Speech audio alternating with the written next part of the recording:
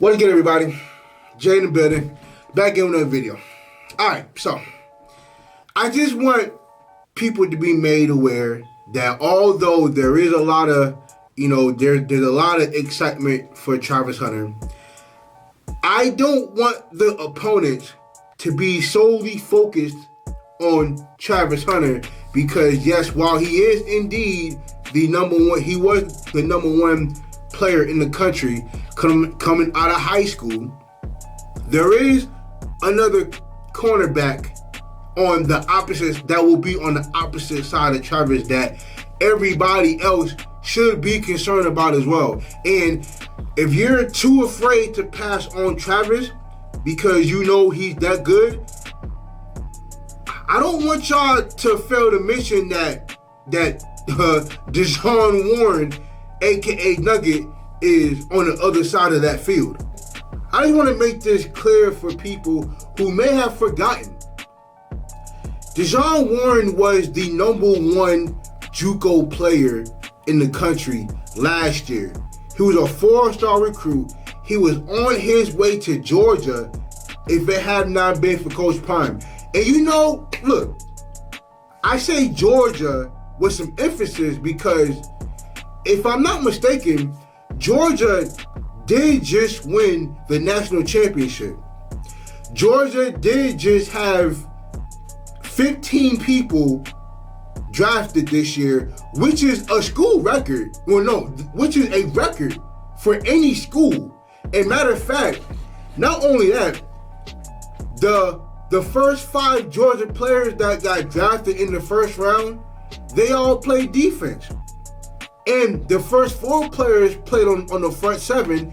And to be honest, I don't see no difference in what Georgia did and what Jackson State did in terms of the front 7. Because if I'm not mistaken, Jackson State led the FCS in run defense per game.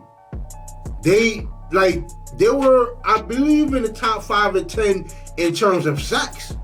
And Deshaun Warren would have thrived in Georgia's defense the same way he thrived in Jackson State's defense. Now, the only thing is, his stats may not wow you.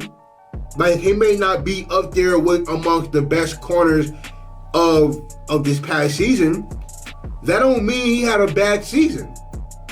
And in fact, I'm actually here to provide y'all with some of the quality plays that he made and was a part of, in spite of his stats not being what everybody kind of wants it to be. So let's get right into it. So this first play that we're watching now, this is in the SWAC championship game, and he's up top here.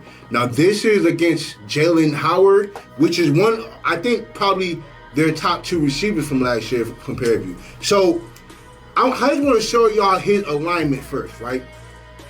Now, normally when you're 4 to 5 yards off, that's kind of like cover 2 alignment. Now this is man coverage right here. So a lot of times when you're playing man coverage, you're either going to be 7 yards off or you're going to be in press man. And when you're 7 yards off, you're normally reading the quarterback first before you read the receiver. So he's playing 4 yards off, reading the receiver from the jump. And a lot of times, that's really dead man zone because he's not giving you a lot of time. Like, if you're playing off and you're playing 4 yards off, it's not giving you enough time to read the quarterback and the receiver. So him being 4 yards off, he's only reading the receiver. So you're giving him enough room and space to do whatever he wants. But he's quick and fast enough to where he can catch up to him. So we're gonna watch this play develop. He's gonna be running a fly route. So he's gonna just watch what happens.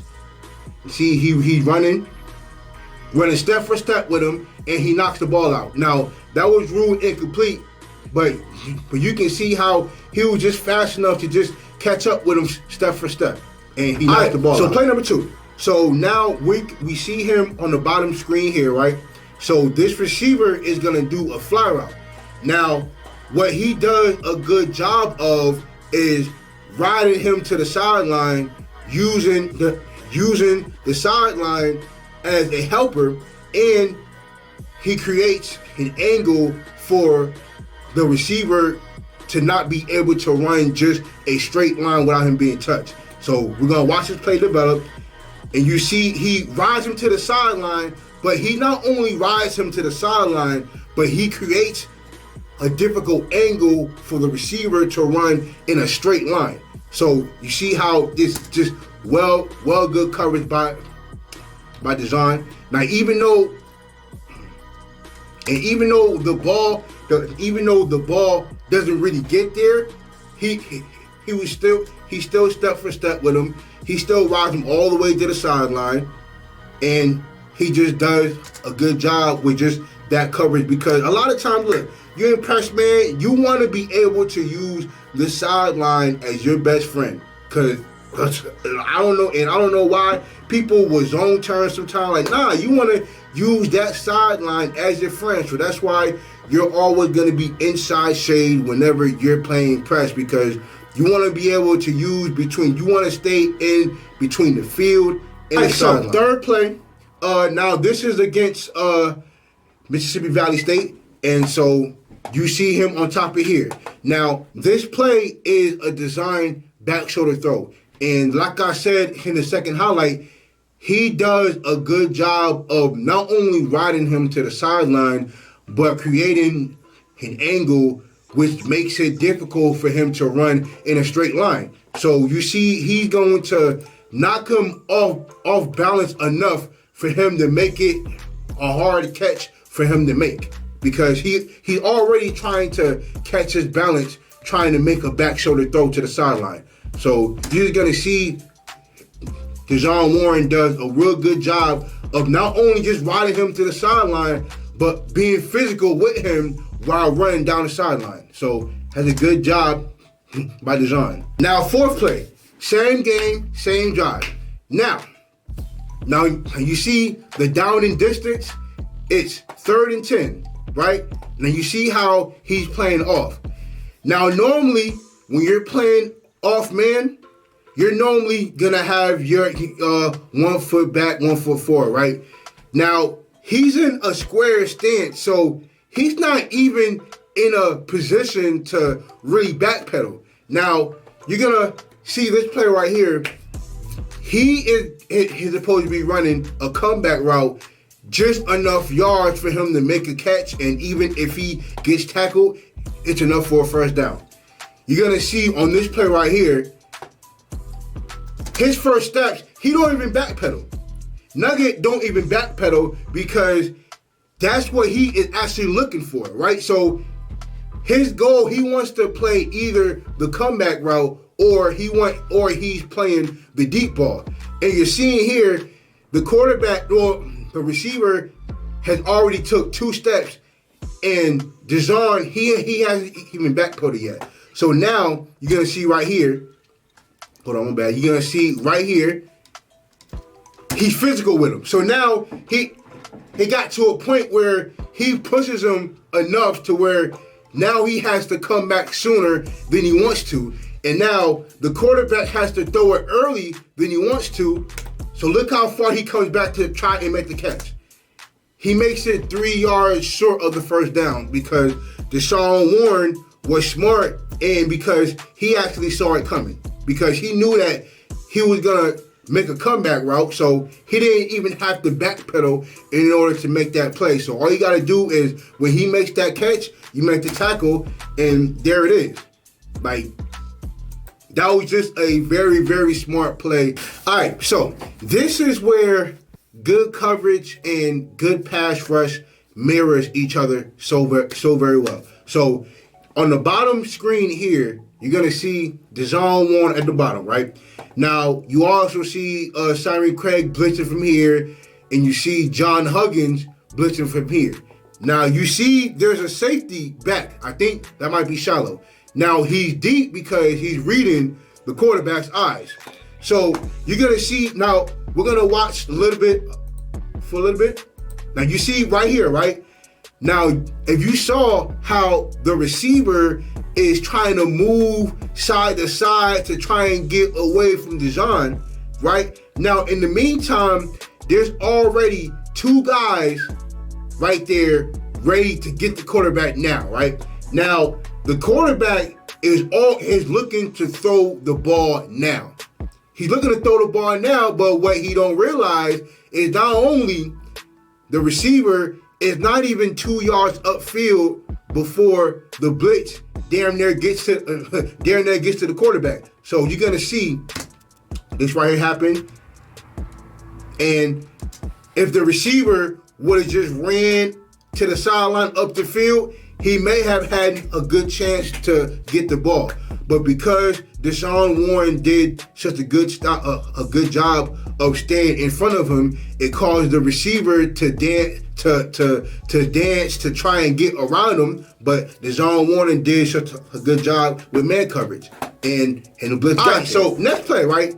Now, this is him up top here, and he's going up against Xavier Moore. Man coverage. And you're going to see him completely take him out of the play. So this guy is doing a curl route, and this guy is doing the fade. So watch as this play happens. Just watch. Now you see he completely not only takes him out of the play, he knocks him off his route, but there's no way that slot receiver was getting the ball because Nugget pushes his man right into him. And I don't know if it was looking his way anyway, but the fact that Deshaun Warren shoved his man right into another receiver just shows how physical Deshaun Warren really is. So just watch on top here and just see how this play develops. Just watch. Just look at him. You see he pushes his man right, like it looks like zone coverage, damn near. It looked like he was playing cover two the way he jammed on the line and jammed him inside. Like, all right, so last play I'm gonna show y'all, and it has nothing to do with coverage or nothing. It has everything to do with him being physical. Because yes, he does play corner, but he can also hit too. Like I said, man, this dude is a physical corner. So watch, just watch this play as just watch. So you're gonna see the running back catch the ball. Just watch it come up and hit. Now you see how now this is a running back who was anticipating the hit, and Deshaun Warren still had enough strength to come up and make the tackle. Like he was gearing up for it. Like you see him, like this is not like Deshaun Warren ain't no small dude, and this running back ain't no small running back. He ain't small. But you just see how Deshaun Warren had enough physical ability to stand up to the running back, man. Like, Deshaun Warren ain't no small guy. Like, this guy can hit. I just wanted everybody to be aware that Deshaun Warren he's still that dude. Like, Deshaun Warren is still him. And he's working, like, he went to Georgia, he went to Atlanta not too long ago and worked out with the defensive back guru. Like, he worked out with a guru. Like, Deshaun Warren is about to be right his senior year. Like, he's about to go crazy, man. So, if I ain't tell y'all again, Jackson State has the best two corners in the country. In the FCS, of course. They have the best two corners in the FCS. And I find it hard to believe that anybody else can tell me different. Like, I just want it to be put in its proper place that I don't want everybody to just forget about Deshaun Warren because everybody is memorized about Travis Hunter. And yes, Travis Hunter was the #1 player in the country this year. But let's not forget that Deshaun Warren was the best JUCO player in the country last year. You know what I'm saying? So yeah, so Jackson State is going to be a tough team to pass on with those two guys. Just telling y'all what it is.